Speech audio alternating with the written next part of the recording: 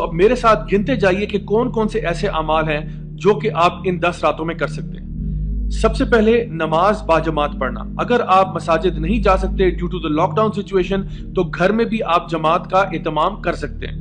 نبی کریم صلی اللہ علیہ وسلم کی حدیث کے مطابق جو شخص بھی رات کی نماز عشاء کی نماز جماعت کے ساتھ پڑھتا ہے اس کو آدھی رات کی عبادت کا ثواب ملتا ہے، اور جو شخص فجر کی نماز جماعت کے ساتھ پڑھتا ہے اس کو باقی کی رات کا بھی ثواب ملتا ہے۔ یعنی کہ اگر آپ صرف عشاء کی اور فجر کی نماز جماعت کے ساتھ پڑھ لیں تو آپ کو پوری رات کی عبادت کا اجر مل جائے گا۔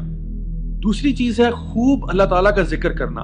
ایسے بہت سارے مسنون اذکار ہیں جو کہ ہیں تو بہت چھوٹے لیکن اپنے اجر و ثواب میں بہت زیادہ ہیں۔ مثلا لا الہ الا اللہ وحدہ لا شریک لہ لہ الملک ولہ الحمد وہو علی کل شیء قدیر، یا پھر آپ پڑھ سکتے ہیں لا حول ولا قوۃ الا باللہ، یا پھر آپ پڑھ سکتے ہیں سبحان اللہ وبحمدہ سبحان اللہ العظیم، یا پھر سبحان اللہ الحمدللہ اللہ اکبر لا الہ الا اللہ۔ یہ وہ سارے اذکار ہیں جو آپ کو زیادہ سے زیادہ پڑھنے چاہیے۔ اسی کے ساتھ ساتھ نبی کریم صلی اللہ علیہ وسلم پر درود بھیجنا، اللہم صلی علی محمد وعلی آل محمد کما صلیت علی ابراہیم وعلی آل ابراہیم انک حمید مجید، اور آخر تک۔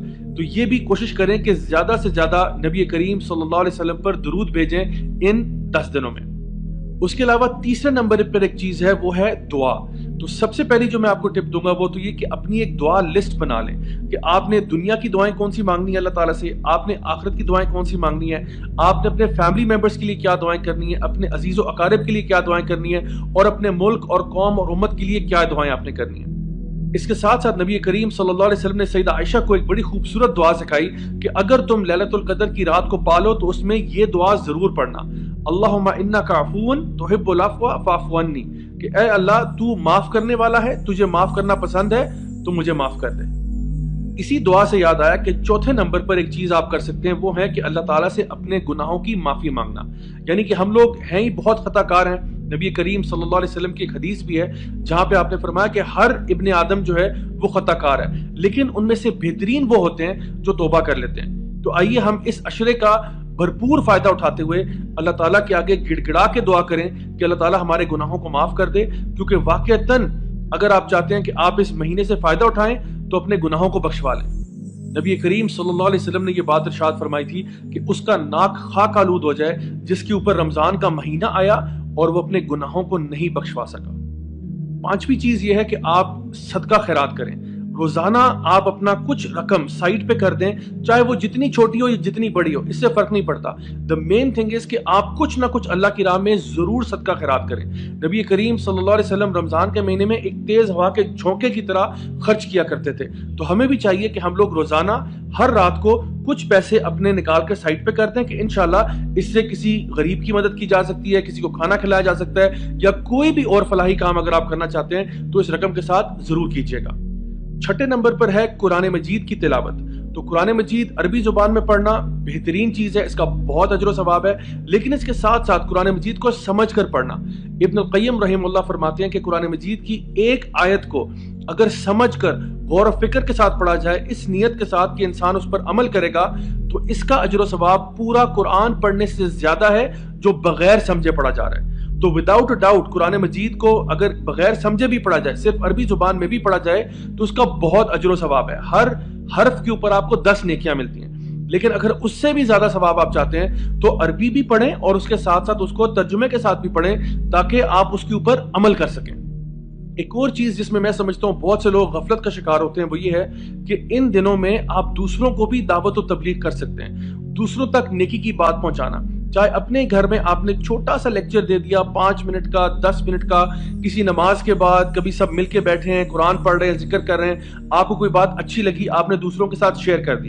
اگر آپ کے چھوٹے بہن بھائی ہیں، آپ نے کسی کو سورۃ الفاتحہ سکھا دی، کسی کو سورہ اخلاص سکھا دی، کسی کو کوئی اور ذکر سکھا دیا، کوئی دعا سکھا دی، الحمدللہ۔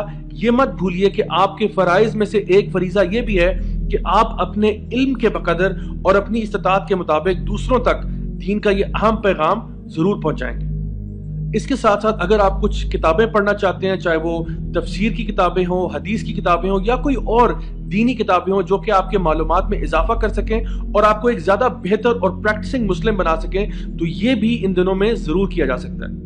اگر بکس اتنی ریڈیلی اویلیبل نہ ہوں تو آپ آن لائن لیکچرز اور ویڈیوز دیکھ کر بھی اپنی اس نیڈ کو پورا کر سکتے ہیں. آپ کو نیٹ پہ ڈھیروں ایسے لیکچرز مل جائیں گے جہاں پہ قرآن کی تفسیر کے ہوں گے یا حدیث کو ایکسپلین کرنے میں ہوں گے یا جنرل کوئی اسلامک ایتھیکل مورل ویلیوز کو پروموٹ کرنے کے لیے لیکچرز ہوں گے. وہ دیکھ کے بھی انسان اپنے آپ کو انٹلیکچولی اور اسپرچولی اسٹیمولیٹ کر سکتا ہے. ایک بہت اہم بات جو اکثر لوگ نیگلیکٹ کرتے ہیں وہ یہ کہ جہاں پہ آپ کی عبادت کی بات آتی ہے تو عبادات ضرور کریں, لیکن اپنے ارد گرد اپنے فیملی ممبرز کی مدد بھی ضرور کریں. نبی کریم صلی اللہ علیہ وسلم کی ایک حدیث ہے جہاں پہ آپ نے فرمایا کہ مجھے یہ بات زیادہ عزیز ہے کہ میں اپنے کسی بھائی کی مدد کروں جب وہ ضرورت کے وقت ہو, بجائے اس بات کے کہ میں پورا 1 مہینہ اس مسجد میں یعنی مسجد نبوی میں اعتکاف بیٹھوں. اللہ اکبر. یعنی کہ نبی کریم صلی اللہ علیہ وسلم یہ بات ارشاد فرما رہے ہیں کہ ان کو یہ زیادہ محبوب ہے, یہ چیز ان کو زیادہ پسند ہے کہ وہ کسی ضرورت مند کی ضرورت کو پورا کریں بجائے کہ وہ 1 مہینہ اعتکاف بیٹھیں اپنی مسجد میں. تو کہیں ایسا نہ ہو کہ آپ اپنی عبادت کے چکروں میں اپنے گھر والوں کو, اپنے فیملی ممبرز کو اگنور کر دیں کہ وہ ضرورت مند ہیں اور آپ ان کی مدد کرنے کی استطاعت رکھتے ہوئے بھی ان کی مدد نہیں کر رہے. فائنلی گائز, میں آپ کو ریکمینڈ کروں گا کہ آپ اس عشرے کا بھرپور فائدہ اٹھاتے ہوئے اللہ تعالیٰ کے آگے گڑ گڑا کے کچھ وعدے بھی کریں کہ اے اللہ, میں اس رمضان کے مہینے میں اپنے آپ کو امپروو کرنا چاہتا ہوں, مجھے توفیق عطا فرما کہ میں جس طرح سے میں نے رمضان کے مہینے میں تیری عبادت کی, گناہوں کو چھوڑا, بالکل اسی طرح سے میں چاہتا ہوں کہ رمضان کے باہر بھی میں اپنا رویہ, اپنا کردار, اپنا اخلاق بالکل ایسا ہی رکھوں اور اس میں انشاءاللہ امپروومنٹ آئے, نہ کہ میں جتنا پہلے اچھا تھا اس سے کم ہو جاؤں. امام ابن رجب نے کیا خوب کہا تھا کہ عید اس کی نہیں ہے جس نے نیا جوڑا سلوایا, بلکہ عید اس کی ہے جس نے رمضان کے مہینے میں اپنے گناہوں کو بخشوا لیا. اللہ ہم سب کی غلطیاں, کوتاہیاں, گناہوں کو معاف فرمائے. اللہ تعالی ہم سب کو اپنے نیک بندوں میں شامل کرے اور ہم سب کو انشاءاللہ جنت الفردوس میں ملنا نصیب فرمائے. دس از می راجہ ضیاء الحق سائننگ آف. والسلام علیکم ورحمۃ اللہ وبرکاتہ.